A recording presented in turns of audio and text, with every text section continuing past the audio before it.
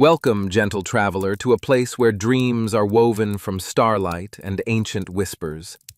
Tonight, let the world outside grow distant and soft. Feel your body settling into comfort, like a bird folding its wings after a long flight across the sky. Your breathing finds its own gentle rhythm now, slow, deep, natural, like waves upon a distant shore, each breath carrying you deeper into peace. The day behind you fades like watercolors in rain, all its edges blurring, all its sounds growing quiet. And here, in this peaceful space, we gather stories from lands so distant that only imagination can carry us there. Tonight's tale comes from the ancient heart of the desert, where sand stretches forever beneath endless skies, where caravans once crossed golden dunes, following stars that blazed like diamonds scattered across velvet darkness. This is a story whispered by merchants in perfumed bazaars, told beneath silk canopies while incense smoke curled and danced. It speaks of a legendary city, hidden beyond the edge of the world, built entirely of gleaming brass that caught the sun and held it captive. A city of wonders and warnings, of beauty and mystery, where the very walls could tell stories of magic and time.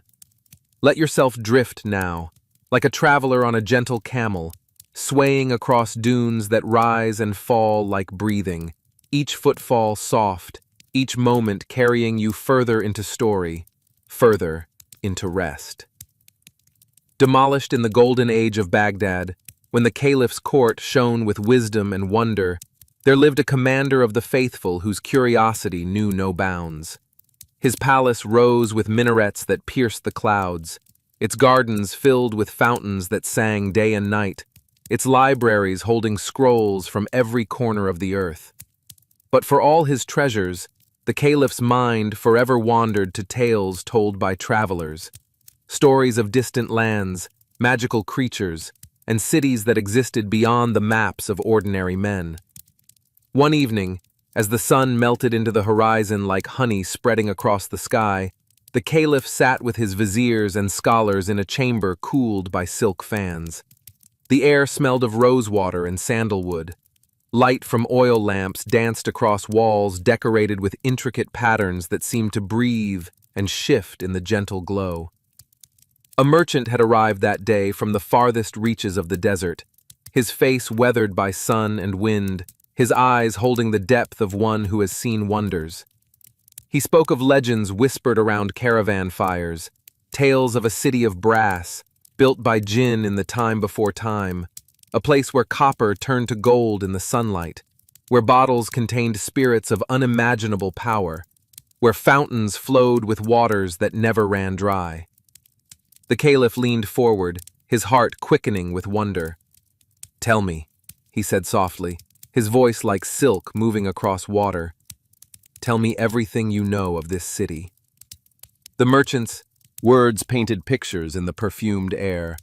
He spoke of ruins hidden beyond the mountains of darkness, past the valley of endless night, where the desert grew so vast that even the wind lost its way.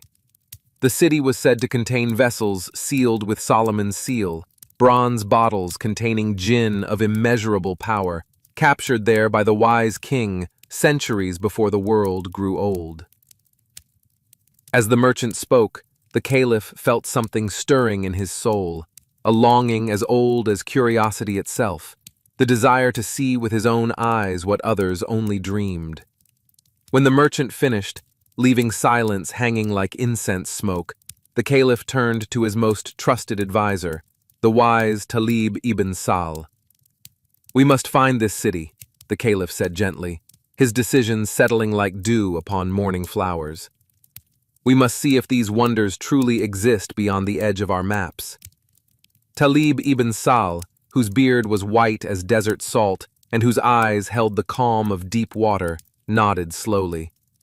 "Then we shall need a guide," he said, "someone who knows the desert as a sailor knows the sea." And so messengers were sent, riding swift horses across the sands, seeking the greatest desert guide in all the lands. They found him 3 days' journey from Baghdad, an old Bedouin named Sheikh Abdul Samad, whose knowledge of the desert was legendary. He knew every star, every wind, every subtle shift of sand that could mean life or death to travelers. His face was carved by sun and time, his hands strong despite his years, and his voice carried the gentle authority of one who has survived where others perished. When the messengers brought him before the caliph and explained their mission, the old guide sat silent for a long moment, his eyes distant, as if seeing across vast expanses of sand and time. Finally he spoke, his voice like wind across ancient stones. "I know of this city," he said softly. "My grandfather's grandfather spoke of it. The journey is long and filled with wonders and warnings. Many have sought it. Few have returned. But if the commander of the faithful wishes to see it, then by Allah's grace, I shall guide you there." Preparations began the very next morning, though they moved with the unhurried grace of those who understand that great journeys cannot be rushed.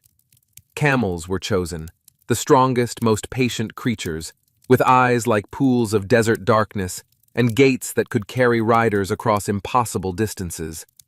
Provisions were gathered, water in leather skins, dates sweet as honey, dried meat, grain, and medicines.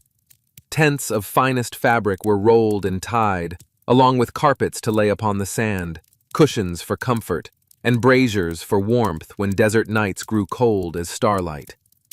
The expedition grew into a caravan of 200 souls, soldiers to protect, servants to tend the camp, scholars to record their findings, and dreamers who simply wished to see wonders beyond imagination. They gathered at dawn on the appointed day, the sky blushing pink and gold, the air still cool with night's memory. The caliph himself would not make this journey, for kingdoms require their rulers close at hand. But his trusted vizier, Talib ibn Sal, would lead the expedition, carrying the caliph's blessing and his endless curiosity. As the caravan assembled, the caliph came to wish them well, his robes whispering across marble courtyards, his face bright with vicarious wonder. "Bring me back the truth," he said to Talib, clasping his old friend's hands. "Whether the city exists or exists only in dreams, bring me back the truth of it." And so they departed, the caravan flowing out through Baghdad's great gates like a river of color and life, camels swaying, bells chiming softly, banners catching the early breeze. The city fell away behind them, its walls growing small, its sounds fading into the vast silence of the desert that opened before them like an ocean of golden light. The rhythm of desert travel is unlike any other. It moves with the patience of stars crossing the sky, with the steady persistence of water shaping stone. Each day began before dawn, when the world held its breath between darkness and light. The travelers would wake to the soft sounds of camp stirring, fires being coaxed to life, camels grunting as they rose, the gentle clinking of pots, and the murmur of morning prayers. Photographic through the cool hours, the camels' feet making soft, rhythmic sounds upon the sand, shush, shush, shush, like waves upon a distant shore. Sheikh Abdul Samad rode at the front, his eyes reading the desert like a scholar reads ancient texts, finding meaning in the way sand rippled, in the color of the sky, in the flight of birds that appeared and vanished like thoughts. As the sun climbed higher, turning the air to liquid gold, they would stop and erect their tents, creating islands of shade upon the burning sea of sand. During the hottest hours they rested, sleeping or telling stories, drinking mint tea that had been cooled in the desert way, with water stored in porous clay jars that sweated and evaporated, leaving the contents within surprisingly refreshing. Flooring brought magic to the desert. As the sun descended, the brutal heat softened into gentle warmth. Colors emerged that existed nowhere else, purples and roses, amber and copper, as if the sky itself were a brass city catching the dying light. They would eat together, sitting on carpets spread upon the sand, sharing dates and flatbread, lamb cooked with spices, rice studded with almonds and raisins. After sunset, When stars emerged in numbers that stole the breath away, the travelers would gather around fires and listen to Sheikh Abdul Samad tell stories of the desert. His voice would rise and fall like the dunes around them, speaking of jinn who lived in the deep places, of lost caravans that had become stars, of mirages that were actually doors to other worlds, visible only to those whose hearts were pure. Day followed day, each one blending into the next in the timeless way of desert journeys. The landscape shifted slowly. Here, a plain of gravel stretching to the horizon. There, a valley where the wind had carved the stone into shapes that seemed almost purposeful, as if ancient architects had worked in sandstone. Unborn ruins occasionally, broken columns half buried in sand, walls that once held proud cities now worn smooth by time and wind. Sheikh Abdul Samad would pause at these places, reading them like signposts, confirming their route. "We are on the right path," he would say quietly, and the caravan would continue, spirits lifted by his certainty. One evening, after 20 days of travel, they came upon a sight that made them all catch their breath in wonder. Rising from the sand before them stood a castle, its walls black as midnight, its towers reaching toward the first stars.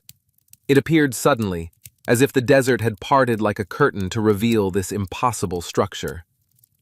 "We should camp here tonight," Sheikh Abdul Samad said, his voice carrying a note of respect. "This place has stories to tell."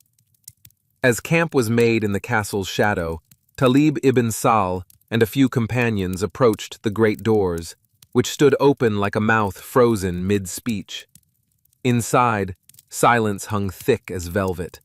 Their footsteps echoed through vast halls decorated with mosaics that still held traces of ancient color, peacock blues and desert golds, ruby reds and emerald greens. They found rooms upon rooms, all empty now, all holding the peculiar stillness of places where life once flourished, but now only memory dwells. In what must have been a throne room, they discovered walls covered in writing, elegant script flowing across stone like water frozen in time. Talib approached, his lamp casting dancing shadows, and began to read aloud. The words spoke of the castle's king, of his pride and power, of how he believed his wealth would last forever.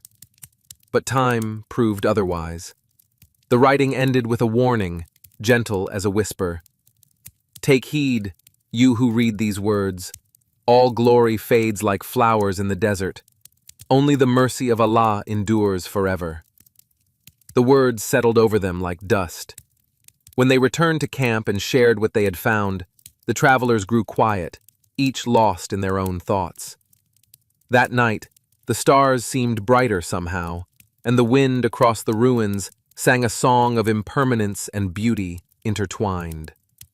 They stayed at the Black Castle for one day, exploring its rooms, finding treasures that crumbled at their touch, silks that disintegrated, books whose pages fell to powder, gold coins that bore the faces of forgotten kings. It was beautiful and heartbreaking, and when they left on the third morning, they carried with them a new understanding, that all seeking leads ultimately to questions about what truly matters. The desert continued its endless variations. They crossed a region where the sand was red as rust, where the wind had carved it into ridges that looked like frozen waves. They passed through a valley where stones stood upright like sentinels, arranged in patterns that suggested intelligence, but whose purpose remained mysterious. Water became increasingly precious. The oases marked on Sheikh Abdul Samad's mental map appeared when needed, but each was a small miracle, a cluster of date palms around a pool of clear water, sweet and cold, welling up from sources deep below the sand. At these places, they would rest an extra day, letting the camels drink their fill, refilling every skin and pot, washing the dust from their faces and hands. Flushed, one such oasis brought an unexpected encounter. As they approached the palms, a small green jewel set in the endless gold, they saw another tent already erected there, small and patched, belonging to someone who lived with little. An old woman emerged as they drew near, her face as wrinkled as dried fruit, but her eyes bright with intelligence and a strange knowing quality. She welcomed them with the desert's sacred hospitality, offering to share her water and dates even though they clearly needed nothing from her. Talib ibn Sal, impressed by her grace, invited her to dine with them that evening. As they ate, he asked her story. "I am a servant of Allah," she said simply, her voice weathered smooth like a stone in a stream. "I live here in prayer and contemplation, but I know why you travel, seekers of the brass city." They startled at this, for they had told her nothing of their quest. She smiled at their surprise. "The desert speaks to those who listen," she said gently. "And I will tell you this, the city you seek is real. You will find it. But remember that what we seek and what we find are often different things. The brass city will show you wonders, yes, but also truths. Be prepared for both." She would say no more, and the next morning when they woke, her small tent had vanished as if it had never existed. Only footprints in the sand remained, and these the wind erased before the sun climbed high. The encounter left them thoughtful.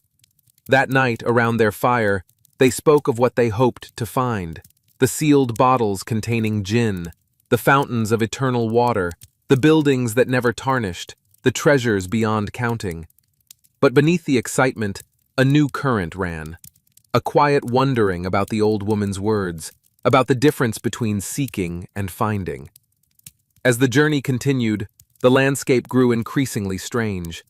They entered a region where the rocks were striated in bands of cream and rust and slate gray, as if layers of time itself had been exposed. The wind here made sounds almost like voices, whistling through stone formations that stood like frozen dancers.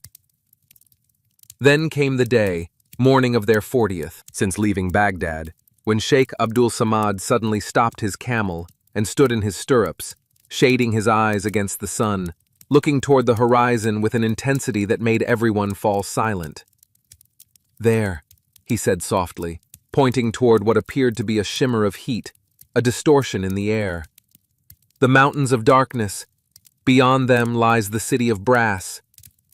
A thrill ran through the caravan like wind through wheat. They had been traveling for so long that the destination had become almost mythical in itself, more dream than reality. But now, seeing the mountains rising like a wall at the world's edge, the quest became suddenly, startlingly real. The mountains grew as they approached over the next 3 days, rising from the desert floor like broken teeth, black and jagged, their peaks disappearing into clouds that never seemed to move.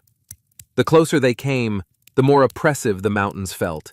Not threatening exactly, but heavy with age and secrets, as if they had witnessed things not meant for human eyes. At the mountain's base, they made camp in a valley where shadows gathered thick even at noon. That night, no one slept well. The darkness here felt different, deeper, older, almost alive. Sounds echoed strangely. The stars seemed distant and cold. Morning brought relief, and with Sheikh Abdul Samad leading, they began the ascent.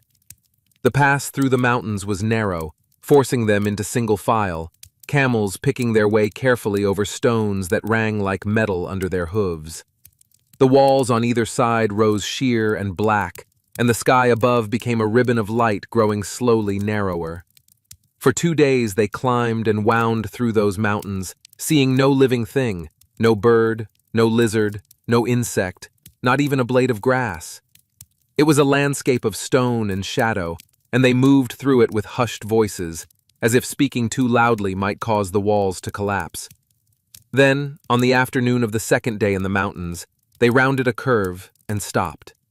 The pass opened before them, widening suddenly into an overlook, and there, spread below in a valley that should not exist, gleaming under the sun like a vision conjured from pure imagination, lay the city of brass. For a long moment, no one spoke. No one could. They simply stared at the impossibility made real. Unwilling to cross the valley floor, vast beyond measuring, its walls rising high and perfect, constructed entirely of brass that had been polished to mirror brightness. Towers and minarets reached toward the sky, their surfaces catching the sun and throwing it back in blinding glory. Domes rose like bubbles of liquid metal frozen mid-rise. Streets could be seen laid out in perfect patterns, and buildings, countless buildings, all gleaming, all intact, all seemingly waiting. But something was wrong. They felt it before they understood it. The city, for all its beauty, was utterly silent. No smoke rose from chimneys. No banners fluttered from towers. No sound of voices or commerce or life drifted up on the wind. It lay there, perfect and still, like a jewel in a tomb. "By Allah," Talib ibn Sahal whispered, his voice small in the vast silence. "It exists." Sheikh Abdul Samad nodded slowly, his weathered face unreadable. "It exists," he agreed quietly, "but it has been empty for a very long time." They descended carefully, the excitement in the caravan now mixed with something else, a sense of approaching something holy and terrible at once, something beautiful and dangerous in equal measure. The path down took the rest of that day, and they camped one final night outside the city's walls, making their fires and eating their meal while those brass walls rose before them, catching the sunset and holding it until the sky grew dark. That night, Talib walked alone near the walls, gazing up at their height, 50 feet or more, smooth as glass, warm still from the day's sun. He placed his palm against the metal and felt it thrumming faintly, as if something deep within the city still held a heartbeat, slow and distant and ancient. Morning came with pale light, and the entire caravan gathered before the city's main gate. The gate itself was a masterwork, massive doors of brass covered in script and imagery, showing jinn and humans, palaces and gardens, all frozen in eternal beauty. But the gate stood closed, and no amount of pushing or prying would move it. "We must find another way," Talib said, and they began to circle the walls, searching. The city was enormous. The circumnavigation took most of the day. But finally, on the western side, they found what they needed, a place where the wall had fractured slightly, where ancient movement of the earth had created a fissure wide enough for a man to squeeze through. One by one they entered, first Talib, then several soldiers, then Sheikh Abdul Samad and a dozen others, leaving the rest to guard the camp outside. They emerged into a street of wonders. The city inside was even more magnificent than it had appeared from above. Streets paved with fitted stones stretched in perfect lines. Buildings rose on either side, their brass walls decorated with intricate patterns, geometric designs that seemed to shift and flow, calligraphy that spelled out verses of poetry and wisdom, images of gardens and fountains and stars. Breaking everywhere, silence. Their footsteps echoed in the emptiness. Dust lay thick on everything, undisturbed for centuries. They walked as if through a dream, turning corners to find plazas with fountains long dry, markets with stalls still standing but empty, palaces with doors that opened onto rooms where furniture had crumbled to dust and tapestries had dissolved to threads. In the city's center, they found the greatest plaza they had yet seen, and in its center, a building larger than all the others, clearly the palace of whoever had ruled this place. Its doors stood open, and they entered into halls of staggering beauty. Columns rose like forest trees, their surfaces covered in inscriptions. The ceiling had been painted to resemble the night sky, and somehow the paint remained, showing constellations they recognized and others they did not. They explored room after room, finding treasures and mysteries in equal measure. In one chamber, they discovered vessels of brass, bottles and jars, all sealed with lead plugs stamped with Solomon's seal, the six-pointed star. These were the containers the legends spoke of, the prisons of jinn captured by the wise king and scattered across the earth to keep them from mischief. Talib lifted one carefully. It was surprisingly heavy, and as he tilted it, he could feel something shifting inside, hear a faint sound like wind through distant canyons. His companions gathered around, eyes wide. "Should we open it?" one asked, half excited, half fearful. Sheikh Abdul Samad shook his head slowly. "The seal of Solomon is not meant to be broken lightly. These jinn were imprisoned for reason. Better to leave them sealed." Complexion burning like fire, and finally Talib made a decision. "We will open just one," he said. "One, to see if the legends are true. But carefully, with respect and caution." They chose the smallest bottle, carrying it out to the plaza where they would have space and light. Talib spoke prayers of protection, then worked at the seal with his knife. The lead was ancient, and it crumbled with surprising ease. The moment the seal broke, smoke began pouring from the bottle's mouth, thick, dark smoke that rose and expanded and coalesced in the air above them. The travelers backed away, hearts pounding, as the smoke took form.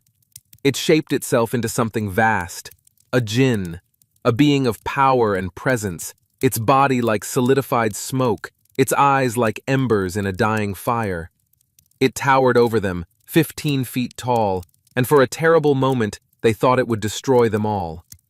But then the jinn looked down, saw them, small humans staring up in terror and wonder, and something in its expression shifted. It bowed, a gesture of unexpected grace, and spoke in a voice like grinding stone. "You have freed me," it said, "after centuries of imprisonment in darkness. For this, I am grateful. I am bound now to do you no harm. Ask what you will, and if it is in my power and not forbidden to me, I shall answer." Talib found his voice, though it shook slightly. "Tell us," he said, "what happened to this city? Who built it, and why is it empty?" The jinn settled onto the ground, sitting cross-legged, and began to speak. Its voice carried a weight of ages, of memory stretching back to times before empires rose. It spoke of a great king who had ruled in an age lost to human memory, a king who commanded both men and jinn, whose power seemed limitless. This king had built the city as a monument to his own glory, using jinn to create what human hands could never achieve. The brass never tarnished. The fountains flowed with water from sources that should have been impossible. The city shone like a captured sun. But pride grew in the king's heart, the jinn continued, its voice sorrowful. He began to believe himself eternal, to think his power absolute. He gathered jinn in bottles, not for justice, but for sport, not for protection, but for pride. He declared himself beyond the reach of time, beyond the judgment of heaven. And so time taught him otherwise. A plague came, not of the body but of the spirit. A madness descended on the city, gentle as morning mist, but final as death. The people grew confused, then forgetful, then faded like morning dew beneath the sun. They did not die violently. They simply ceased. One by one, they sat down where they stood and dissolved into dust, until only the king remained in his palace, surrounded by his treasures, by his bottles of imprisoned jinn, by all his power made meaningless. The jinn fell silent. The travelers stood frozen by the story, by its terrible sadness. "And the king?" Talib asked quietly. "He remains," the jinn said, "in his throne room. Or what became of him remains. Go and see if you wish. It is not forbidden. Perhaps it is necessary." The jinn dissolved then, flowing upward like smoke in reverse, dissipating into the air, free at last to return to whatever realm jinn call home. The travelers stood in silence for a long moment, the story settling over them like dust. Finally, Talib turned toward the palace. "Come," he said softly. "Let us finish what we came for. Let us see the truth of this place." They walked through the palace, through halls that seemed to grow quieter with each step, until they reached a great door inlaid with gold and precious stones. Talib pushed it open, and they entered the throne room. It was vast, its ceiling lost in shadows high above. The walls were covered in murals showing the history of the city, its founding, its growth, its glory. And at the far end, on a throne of brass and ivory, sat the king. or what had been the king. He was dust now, held in human shape only by the clothes he wore, robes of ancient fabric, so old they seemed more concept than cloth. His crown still rested on what had been his head. His hands still gripped the arms of his throne. But he was gone, had been gone for centuries, leaving only this echo of his form. Clang OK, carved into the floor in letters of gold, was a final message. Talib approached and read aloud, his voice echoing in the silence. I was a king who commanded the earth and sky. I gathered treasures beyond counting. I imprisoned spirits and ruled nations. But I could not command time. I could not imprison death. All my power was dust. All my glory was shadow. Only Allah endures. Only truth remains. You who read this, learn what I learned too late. Seek not brass cities, but seek instead wisdom. Seek not power, but seek instead peace. For what profit is there in gaining the whole world if you lose your soul to pride? The words hung in the air like incense. No one spoke. They simply stood, witnessing the final testament of a king whose name had been forgotten, but whose warning remained. After a long moment, Talib bowed to the throne, a gesture of respect for the lesson more than the king, and turned to leave. The others followed in silence, walking back through the palace, through the streets, through the plaza where they had opened the jinn's bottle. They gathered a few of the sealed bottles to bring back, not many, perhaps a dozen, both as proof of their journey and as relics to be studied and protected. They took nothing else. The treasures of the brass city held no appeal now. They had found something more valuable than gold or jewels. They had found a truth that echoed across ages. As they squeezed back through the crack in the wall, emerging into the valley where their caravan waited, they saw the sun beginning to set, painting the brass walls in shades of fire. The city gleamed in the dying light, beautiful beyond words, empty beyond measure, a monument to glory and a warning about pride, standing there at the edge of the world, waiting for travelers to find it and learn from it. That night, they camped at a distance from the city, and Talib told the others what they had seen and learned. The story spread through the caravan like water soaking into sand, and it changed them all in small but profound ways. They looked up at the stars that night with different eyes, understanding their own smallness and the preciousness of that smallness, the gift of being temporary, of being part of time rather than trying to escape it. The journey home took another 40 days. They crossed the mountains of darkness, descended into the familiar desert, retraced their path through landscapes that now seemed both strange and welcoming. They stopped again at the Black Castle with its warning inscriptions. They found the oases where they had rested. They watched sunsets turn the sand to gold and dawns paint the sky with roses. When they finally saw Baghdad's walls rising from the horizon, they felt something complex, joy at returning home, mixed with a kind of nostalgia for the journey itself, for the discoveries made not in the brass city, but within their own hearts. The caliph received them in his palace with great ceremony, gathering his court to hear their tale. Talib presented the sealed bottles, told the story of their travels, described the city in all its beauty and emptiness, recounted the jinn's tale and the king's final message. Practitioners listened with rapt attention, and when Talib finished, the ruler sat silent for a long moment, his face thoughtful. Finally, he spoke. "You have brought me what I asked for," he said softly. "The truth. And the truth is more valuable than all the treasures in that brass city. For you have shown me that glory fades, but wisdom endures, that power crumbles, but truth remains. This lesson is worth more than all the gold in my treasury." He ordered the sealed bottles to be placed in his most secure vault, guarded carefully, their seals never to be broken. They remained there for generations, objects of mystery and warning, reminders of the journey to the city of brass and the lessons it taught. And Talib ibn Sal, who had led the expedition, lived the rest of his days in quiet contemplation, often found in the caliph's gardens, watching fountains flow and flowers bloom, understanding now that these simple beauties were treasures beyond any brass city, for they lived and changed and passed away, and in their impermanence held a beauty that nothing eternal could ever match. And so, gentle traveler, we come to the end of our journey to the city of brass.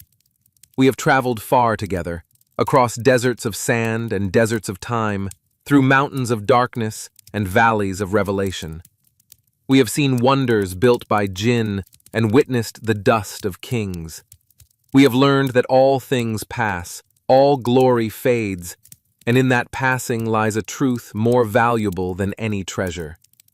The brass city stands still, somewhere beyond the edge of maps, gleaming in sunlight, silent in moonlight, waiting for the next travelers to find it and learn its lessons.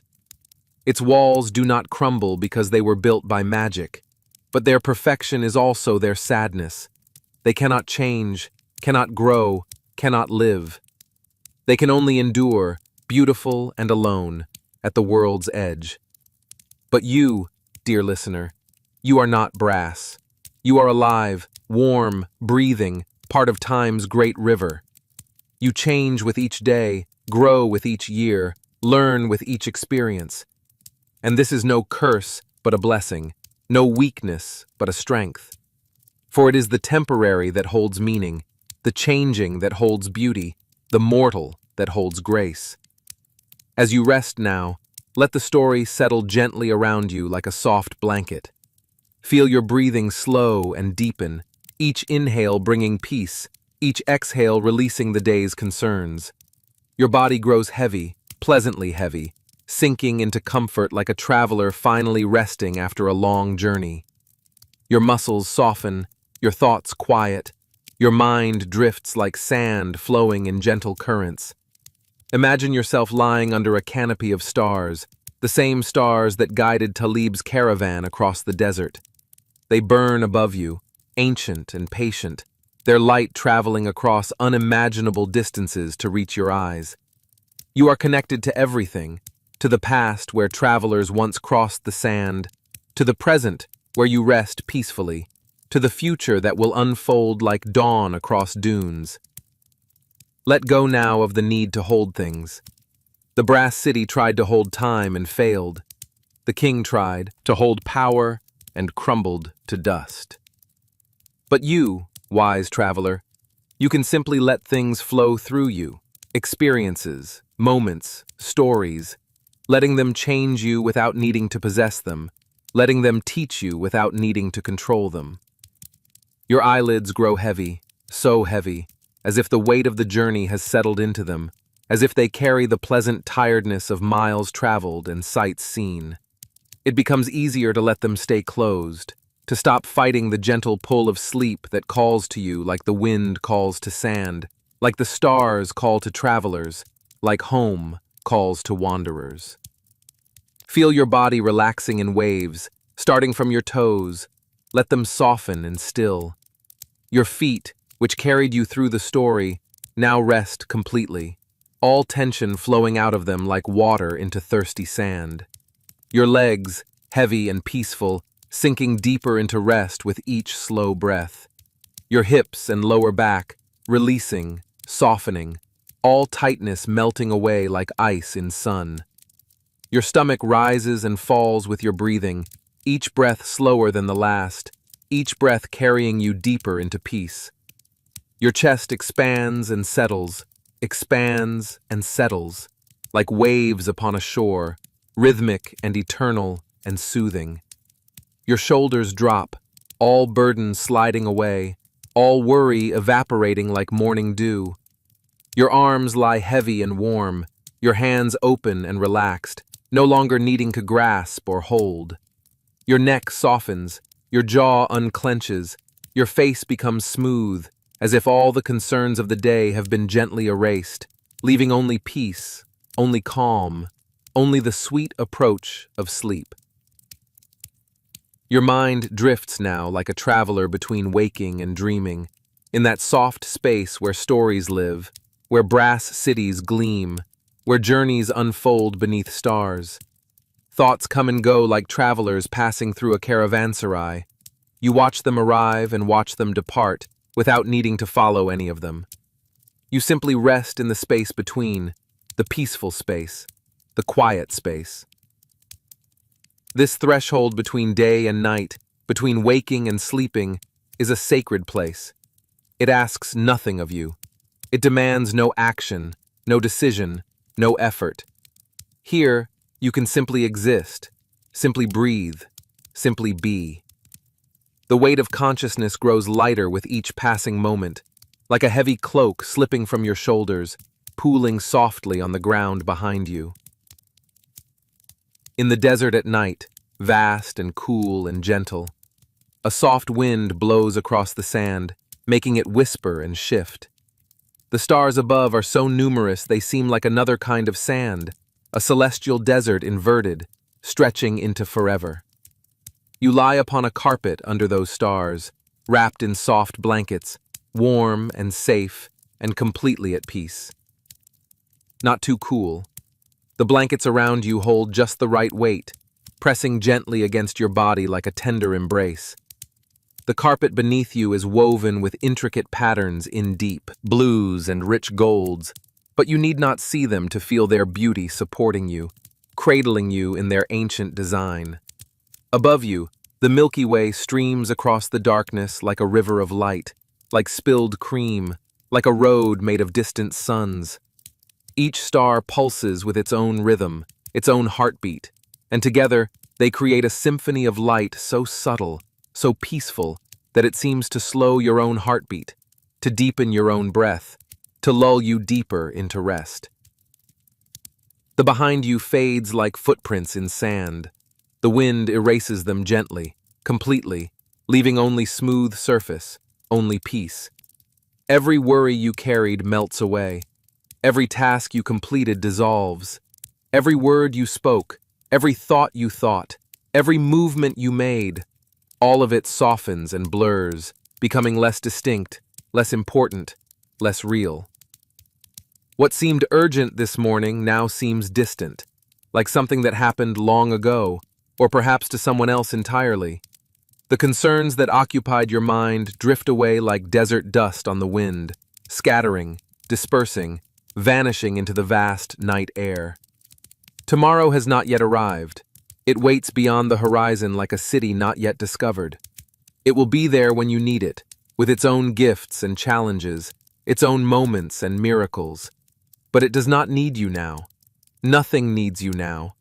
You are released from all obligations, free from all expectations, liberated into this perfect moment of rest. But this moment, this now, this breath, this heartbeat, this is yours, this is perfect, this is everything you need. In this moment you lack nothing, you want for nothing, you are complete. The universe has arranged itself perfectly to bring you to this place, this time, this experience of deep and peaceful rest. You are exactly where you should be. There is nowhere else to go, nothing else to do, no purpose but to rest, to sleep, to dream. The story of the Brass City is complete. The journey is done. The travelers have returned home. And now, gentle soul, you too come home. Home to your body, home to your bed, home to sleep. Home is not just a place but a feeling, this feeling of safety, of belonging, of being held by something larger than yourself. The earth beneath your bed, the walls around your room, the roof above your head, the blankets over your body, all of these conspire to create a sanctuary, a haven, a place where you can let go completely and trust that you will be kept safe through the night. Let your breathing carry you deeper with each exhale. Imagine that with every breath out, you sink a little further into the softest cloud, the gentlest darkness, the most peaceful rest. The world grows distant and soft-edged. Sounds fade to whispers, then to silence. Light dims to twilight, then to gentle dark. Everything becomes soft, everything becomes slow, everything becomes peaceful. Notice how your breath has already slowed since you began listening, how your shoulders have dropped, how your jaw has unclenched, how the muscles around your eyes have softened. Your body knows how to rest. It is wisdom older than thought, deeper than consciousness. You need only allow it, permit it, surrender to it. Incorporates with each inhale. Imagine drawing in peace like drawing in air. Feel it fill your lungs, then spread through your bloodstream, carried to every cell, every tissue, every corner of your being. With each exhale, imagine releasing tension like releasing breath. Feel it leave your body, flowing out and away, dissolving into the night air. Your arms rest heavily wherever they lie, on your sides, on your chest, on your stomach. They have worked hard for you today, carrying things, gesturing, reaching, holding. Now they can simply rest, simply be still, requiring nothing of themselves, offering nothing but their own peaceful weight. Your legs lie long and heavy, as though made of sand, as though slowly sinking into the bed beneath them. From your hips to your knees to your ankles to your toes, a wave of relaxation washes through them, leaving only stillness, only rest, only the sweet heaviness of muscles completely at ease. Your back presses into the surface beneath you, every vertebra releasing, every muscle letting go. The small of your back, which so often carries tension, softens now. Your shoulder blades settle like wings folding. Your neck releases its hold, allowing your head to rest fully, to be completely supported. You are so tired now, so pleasantly tired. Tired the way travelers are tired after a meaningful journey, not exhausted but satisfied, not drained but fulfilled. Your body knows it has earned this rest, and it welcomes sleep like an old friend, like a warm bath, like a soft bed after hard ground. There is a sweetness to this tiredness. It is not the tiredness of illness or despair, but the tiredness of a life well lived, a day well spent, a body well used for good purposes. Your body has served you faithfully all day, and now you serve it by giving it what it most needs: rest, restoration, renewal through sleep. The brass city gleams somewhere in your mind, beautiful and distant, a dream within a dream. Its walls catch starlight and hold it, but you do not need to hold anything. You can simply drift, simply float, simply dissolve into sleep like sugar in water, sweetening the darkness, becoming one with rest. That city, with all its magnificence and all its warnings, becomes softer now in your memory. The sharp edges blur, the bright surfaces dim. It transforms from a place you visited into a feeling you carry, a gentle reminder of life's preciousness, a soft whisper about the value of each moment, a blessing rather than a burden. You bear no responsibility for its lessons. They are gifts offered freely, to be accepted or released as you choose. And, right now, you choose to release everything, to hold nothing, to simply float in the emptiness that is not empty but full, full of peace, full of rest, full of the healing darkness of sleep. There is nothing to fear in the dark. It is soft and welcoming, full of stars if you look closely, full of dreams if you drift deeply. The dark is where sleep lives, where rest dwells, where your body heals and your mind processes and your spirit renews itself for tomorrow's adventures. Darkness is not the absence of light, but the presence of rest. It is the womb from which each new day is born. It is the fertile void where dreams grow like flowers in a hidden garden. It is the velvet backdrop against which the stars of your sleeping mind will shine and play.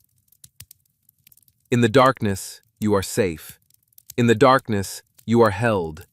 In the darkness, you are free to let go of who you must be during the day and simply be the pure awareness, the essential self, the breath and heartbeat that continue without your conscious direction.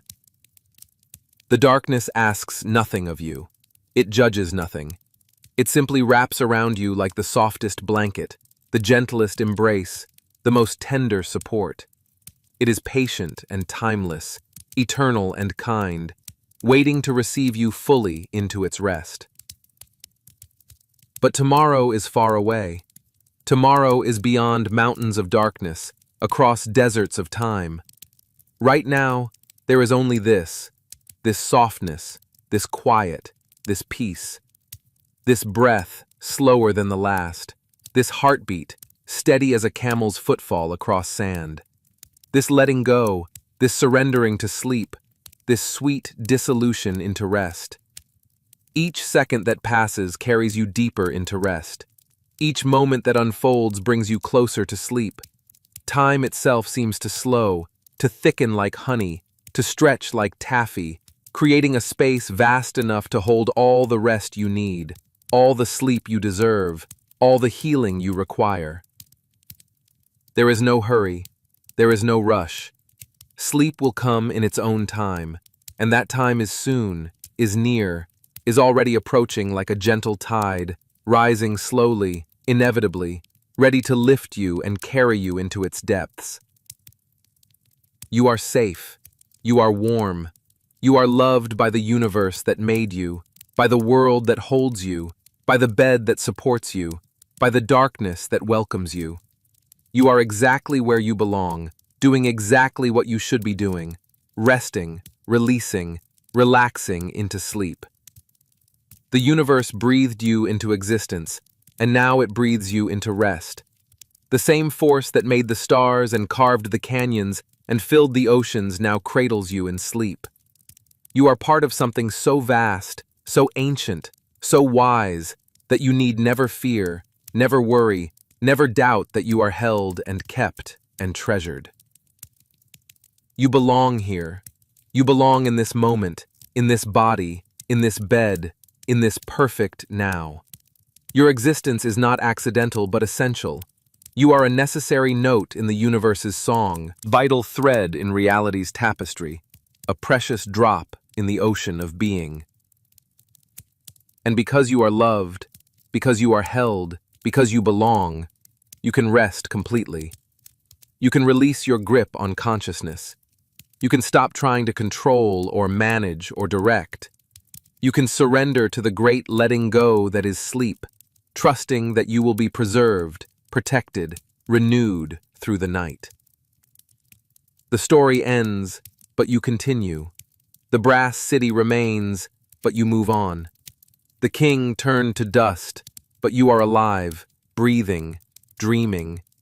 And in your dreams tonight, may you find only peace.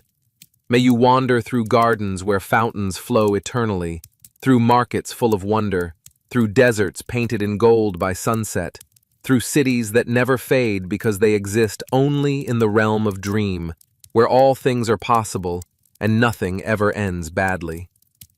Your dreams are your own private universe, subject to no laws but those of your imagination. In dreams, you can fly without wings, breathe underwater, speak any language, visit any time or place. Dreams are the playground of the soul, the studio where your mind paints in colors that don't exist in waking life. Tonight, may your dreams be gentle rather than jarring, beautiful rather than frightening, soothing rather than disturbing. May they process the day's experiences with kindness, integrating what needs integration, releasing what needs release, healing what needs healing. May you dream of places that bring you joy, perhaps beaches where turquoise waves lap at white sand, perhaps forests where green light filters through ancient trees, perhaps meadows where wildflowers dance in warm breezes. May you dream of people you love, or have loved, or will love, and may those dream meetings bring only comfort and connection. May you dream of flying, of floating, of being lighter than air, free from gravity and worry and weight. May you dream in colors you've never seen, hear music you've never heard, feel peace you've rarely known in waking life. May you sleep deeply and wake refreshed. May your dreams be gentle. May your rest be complete. May the lessons of the brass city stay with you, not as burden, but as blessing, not as warning, but as wisdom. You are temporary, and that is beautiful. You are changing, and that is perfect. You are alive, and that is a gift beyond measure. Perfectionments is not tragedy, but the very condition that makes beauty possible. If nothing ever changed, if nothing ever ended, if everything lasted forever, then nothing would be precious. It is because the flower fades that we treasure its bloom. It is because the sunset passes that we pause to watch it. It is because life is brief that it shimmers with meaning. You are part of the rising and passing away. You are temporary, but your impact ripples outward into eternity. The kindness you showed today will echo forward through time. The love you gave will compound and multiply. The beauty you created or appreciated will reverberate through the universe forever. Sleep deeply and well. The caravan has reached its destination. The journey is complete. The story is told. And you, dear soul, you have earned your rest. Let it embrace you fully now. Feel how the bed receives you, how gravity anchors you, how the darkness enfolds you. You are held from below, covered from above, surrounded on all sides by safety and softness and peace. There is nowhere to fall, no danger to face, no challenge to meet. There is only rest, only sleep, only the sweet surrender to unconsciousness. Your eyes are closed, or closing, or so heavy that closing them feels like the most natural thing in the world. Behind your eyelids, darkness is complete, perfect, absolute. It is a darkness that comforts rather than frightens, that welcomes rather than threatens, that invites you deeper into its peaceful depths. Let your last conscious thoughts drift away like smoke from dying embers. Let your awareness soften and blur like words written in sand. Let yourself sink, sink, sink into the softest darkness, the deepest rest, the sweetest sleep. Each thought that arises now has less power, less substance, less reality. Thoughts become like clouds passing across a sky. You see them, you acknowledge them, and then they drift on, leaving nothing behind but clear space, empty space, peaceful space. You are sinking, sinking, sinking, not into danger, but into safety, not into chaos, but into order, not into loss, but into restoration. You sink like a stone through water, naturally, inevitably, peacefully. You sink like the sun sinks below the horizon, completing its daily cycle, surrendering to night's embrace. The brass city gleams in eternal stillness, but you flow like water, you move like wind, you change like seasons, you live like flame. And now, you rest, you sleep, you dream. Natasha. Water flows always downward, finding the lowest place, the path of least resistance. Be like water now. Find the lowest level of consciousness, the deepest pool of rest, the stillest reservoir of sleep. Flow there naturally, easily, without effort or strain. Wind moves where it will, smoothly, touching everything lightly, holding nothing tightly. Be like wind now, free from attachment, light in being, moving easily into and through the landscape of sleep without resistance, without hesitation. Seasons turn without effort, each giving way to the next in perfect trust and perfect timing. Be like the seasons now. Trust that this time of rest will give way to morning's waking, that night's darkness will birth tomorrow's light, that sleep is not an ending, but a transformation. Fire burns and transforms, making light from wood, making warmth from fuel, making energy from matter. You have burned brightly today, giving light and warmth to the world around you. Now the fire banks down, the flames lower, the embers glow softly in the darkness. You do not go out, you simply rest, gathering energy for tomorrow's burning. Deposition, gentle one, sleep deeply, sleep peacefully, sleep well. The stars watch over you, ancient and patient. They have watched over countless sleepers across countless nights, faithful witnesses to humanity's rest. They ask nothing of you, expect nothing from you, need nothing from you. They simply shine, constant and true, beautiful and distant, marking time's passage while you rest outside time's flow. Cradling you in its rotation. You spin through space at tremendous speed, yet feel only stillness, only rest. The earth holds you gently, as it has held billions of sleepers before you, as it will hold billions after you. You are part of an ancient human ritual, the nightly surrender to sleep, the daily dying into rest, the eternal rhythm of waking and sleeping that links you to every human who has ever lived. Flows on, but you rest outside it now, in the timeless place where sleep lives. In sleep, a second can be an hour can be a second. In sleep, past and future dissolve into an eternal present. In sleep, you exist in the now that is always now, the moment that never ends because it never truly begins. Nothing can harm you here. Nothing requires your attention. Nothing needs your action. You are free to simply be, and to be is enough. To breathe is enough. To rest is enough.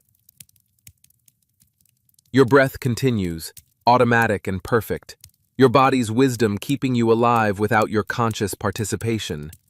In, out, in, out. Like waves on a shore, like wind in trees, like the pulse of life itself, rhythmic, reliable, requiring nothing from your conscious mind. Your heart beats steadily, pumping blood through miles of vessels, feeding every cell, carrying oxygen and nutrients, removing waste, maintaining the miracle of your physical existence. It does this without your help, without your awareness, faithful servant working tirelessly through every moment of every day and night of your life. What to do? It knows how to sleep, how to rest, how to heal and restore itself. You need only get out of the way, release control, allow the ancient wisdom of your physiology to take over and guide you through the night's journey into the underworld of sleep and back to the daylight of waking. Sleep now. Sleep deeply. Let the brass city fade into dream. Let the story dissolve into peace. Let yourself drift into the sweet darkness where all stories end and all rest begins. Every story that has ever been told ends in silence, in the space after the final word, in the pause before the next breath. You are in that pause now, that space, that silence. Nothing more needs to be said. Nothing more needs to be done. The story is complete. The journey is finished. The lesson is learned.